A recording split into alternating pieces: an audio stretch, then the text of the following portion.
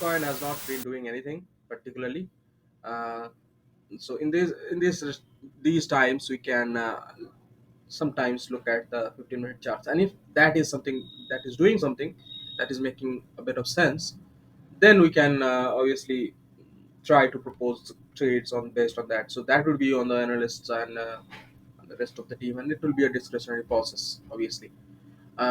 So what we need to do or you need to do is how understand how we are looking trying to look at even the analysts would need to understand this, how we are looking at this.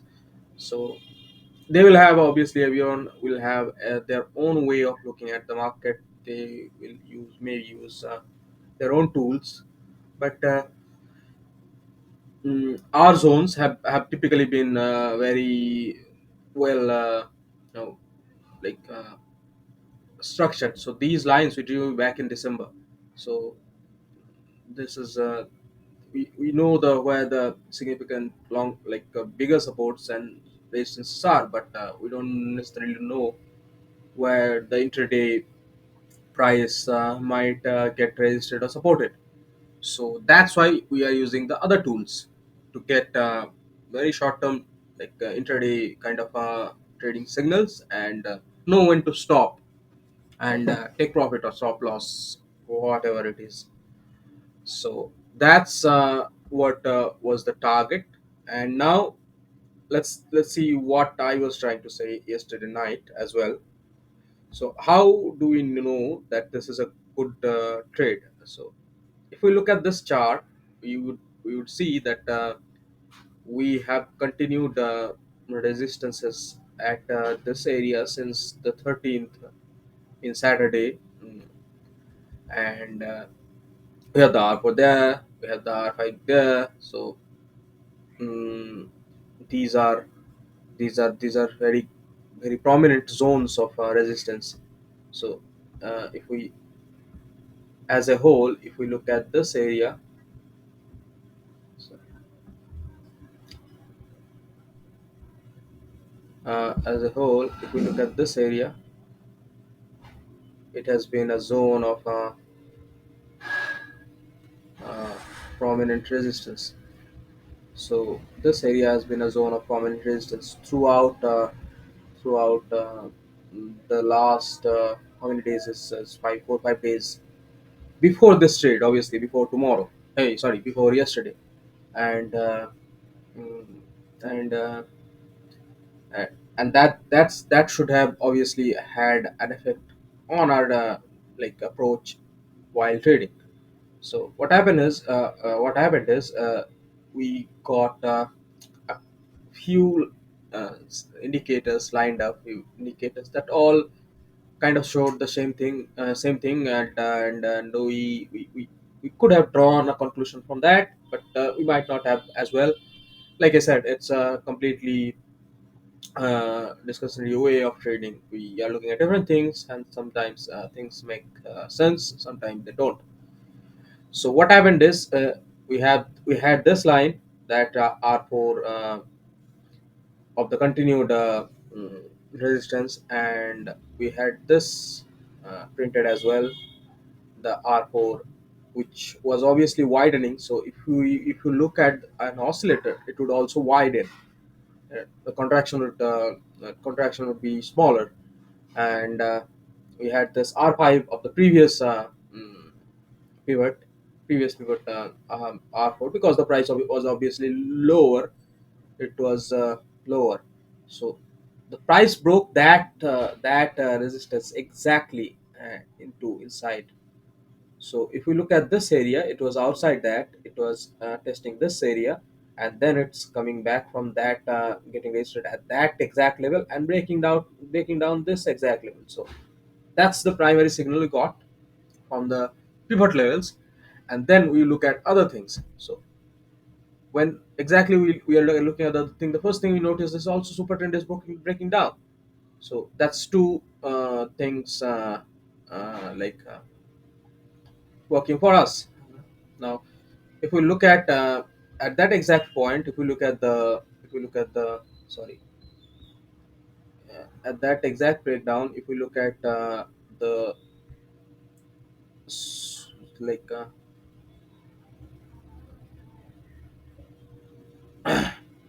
sorry, at exactly that point, if we look at the RSI, it's quite far down from the SMA line. So the SMA line is at 55, the RSI is 44. So there might have been like a little bit of a mm, doubt, because the RSI was obviously at 44, not above 50, to take that trade.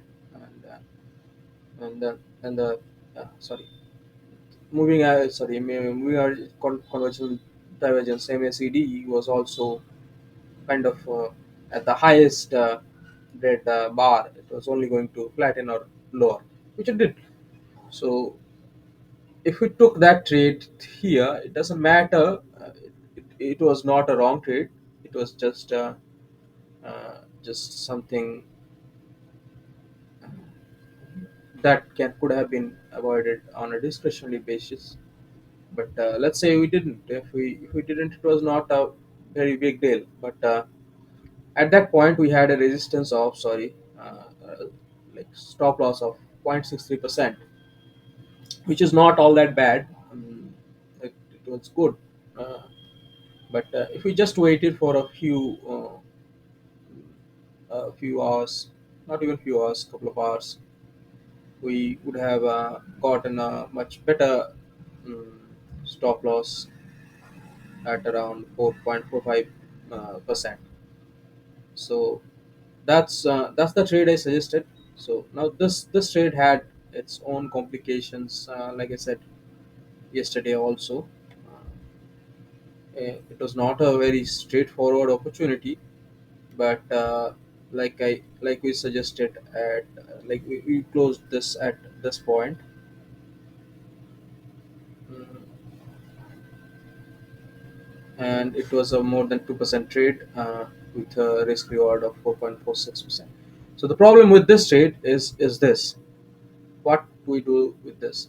So the super trend broke, and then immediately it didn't even cross it by 20 or 30 dollars. It just broke. So the super trend support was resistance was at around sorry, 8 8 17 818, and the price the highest reached was not even 825. So that's something also very important to note down in time frames like this. So in the hourly or 4 hourly, this will happen a lot less, but in 15 minutes this can happen. uh, Sweeping of trades, and because of like lines and uh, supports and resistances might not be as intuitive, and might not be as well as good as stable, and in the 15 minute or 5 minute or something like that, these things can happen. So that's why it's important for us to uh, sorry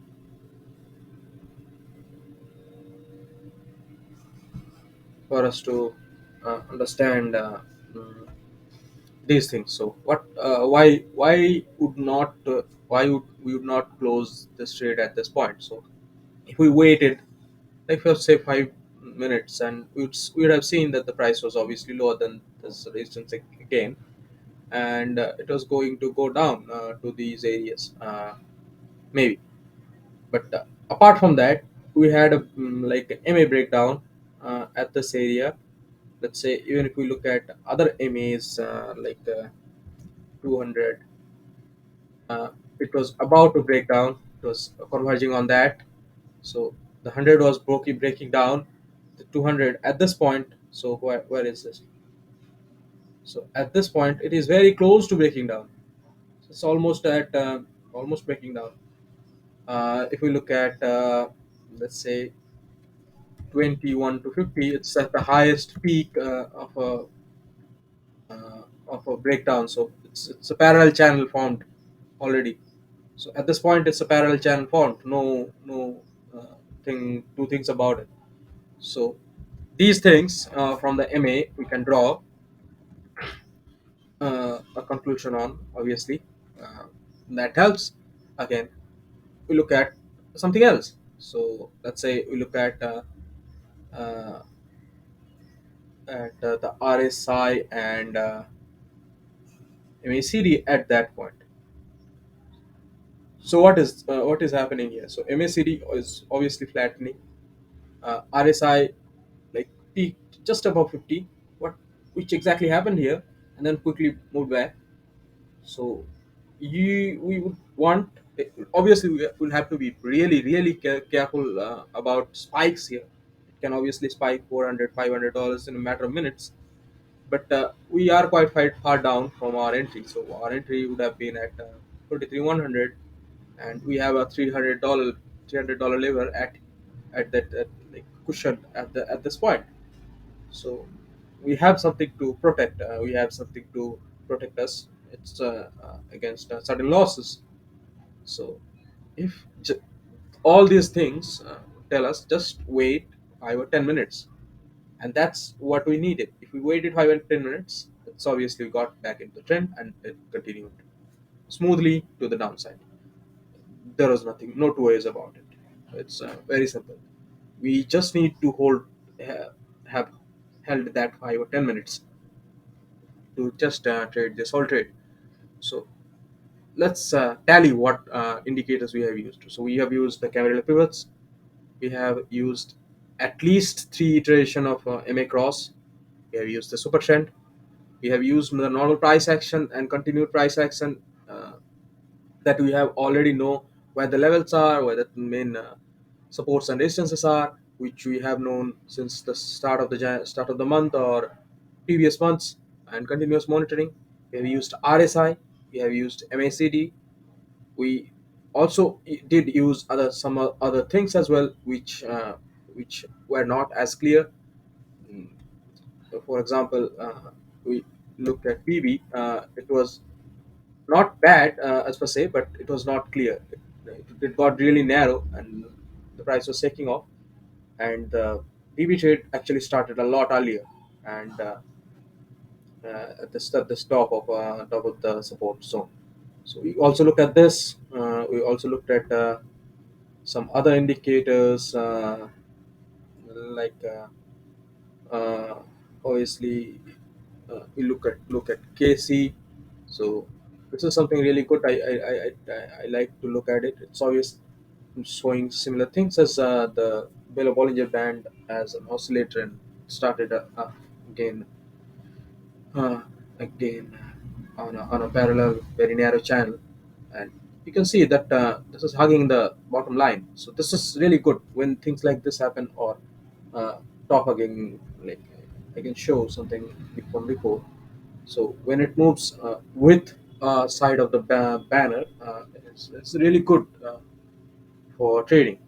You just have to follow the price. So in anyway, we this is the cumulative approach I was talking about. So the traders at any moment, analysts at any moment, would be looking at the market like this, like on a cumulative manner, not just following one strategy, looking at one thing, waiting for the different things. So on a particular asset, let's say they are following Bitcoin and Ethereum, it's possible for them to hold all that knowledge together, and they can do this sort of thing and provide this sort of trades on a continuous basis.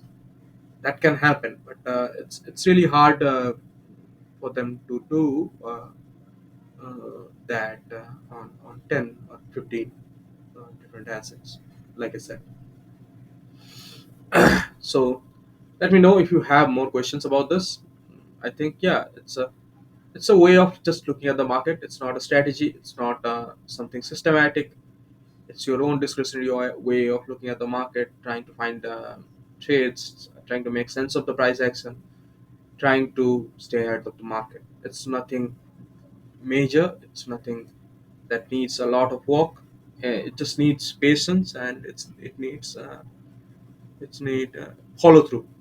So a lot of the if we look at this trend, it's a lot of bars. So it starts at 7 a.m. and closes at 10:30 in the evening. So it's 12 and like 17 hours and a half. So 17 hours and a half has s- what 68 and 670 bars.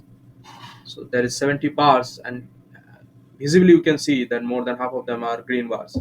So that would obviously, in continuous monitoring, create a lot and lot of doubts. But if you look at the size of the bars, the red bars are like larger in size than on average than the green bars. So that's something also we have to look while looking at the price action. What size are each candles? Where the doubts are, if you look at the green bars, a lot of them are close to dojis and like inverted hammers or things like that. So this. There is no direction in these bars. So there's this again, this. There's no direction in the green bars. But most of the time, the red bars are downside, forcing to the downside. Apart from a few like outliers, obviously. So these things we have to make our second nature. We want to look at this, but really not have to look for this. We just subconsciously get the idea. So that's also important and very crucial that we do.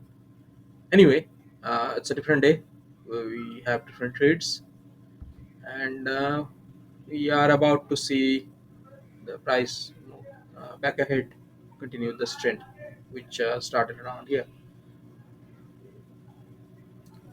Mm, Anyway, let's see if the price can test the sports from previous states resistances from the previous zones. So I'd be interested in this bottom area of 4350, and maybe before that some sort of a resistance at 42,900 or something like that. 42,800.